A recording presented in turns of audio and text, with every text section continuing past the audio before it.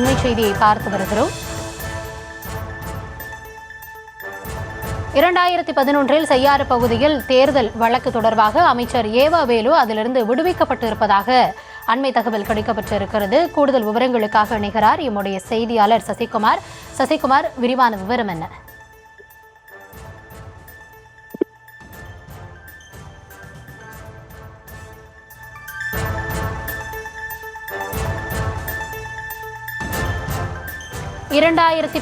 செய்யாறு பகுதியில் தேர்தல் நடத்தை விதியை மீறி வேட்பாளர் அறிமுக கூட்டம் நடைபெற்றதாக வழக்கு தொடரப்பட்டிருந்தது. இந்த நிலையில் அந்த வழக்கிலிருந்து அமைச்சர் விடுவிக்கப்பட்டிருப்பதாக தீர்ப்பும் வழங்கப்பட்டிருக்கிறது.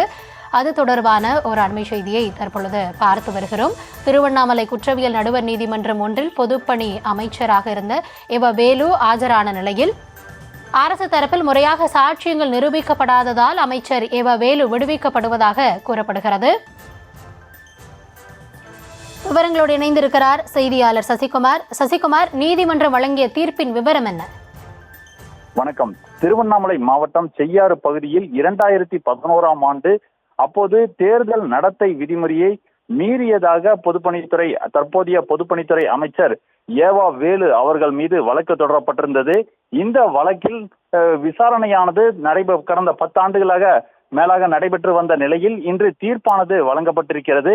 இந்த தீர்ப்பில் அரசு சாட்சியங்கள் முறையாக நிரூபிக்கப்படாததால் பொதுப்பணித்துறை அமைச்சர் ஏவா வேலு மற்றும் தற்போதைய நாடாளுமன்ற உறுப்பினராக இருக்கக்கூடிய விஷ்ணு பிரசாத் உள்ளிட்டோர் விடுதலை செய்து தற்போது நீதியரசர் ரேவதி அவர்கள் தீர்ப்பினை வழங்கியிருக்கிறார்.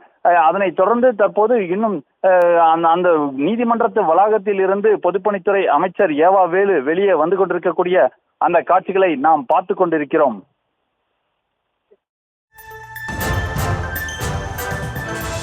விவரங்களுக்கு நன்றி சசிகுமார்.